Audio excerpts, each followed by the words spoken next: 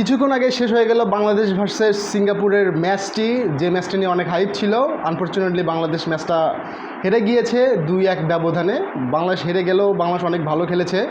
প্রথমার্ধ থেকেই বাংলাদেশ সিঙ্গাপুরকে খুবই চাপে রেখেছিল এবং মুহুর্মুহু আক্রমণ করেছিল। সমিত সোম খুব ভালো বল সাপ্লাই দিচ্ছিলেন, ফাহমিদুল ইসলাম ভালো অ্যাটাক করছিলেন, কিন্তু দুঃখজনকভাবে অন্য উইঙ্গাররা সেভাবে স্কোর করতে পারছিল না। রাকিবের ভুলের কারণে বারবার আমরা স্কোর বঞ্চিত হচ্ছিলাম। যাই হোক, তারপরেও হামজা চৌধুরী দ্বিতীয়ার্ধে আপ্রাণ চেষ্টা করেছে দলকে জেতানোর জন্য।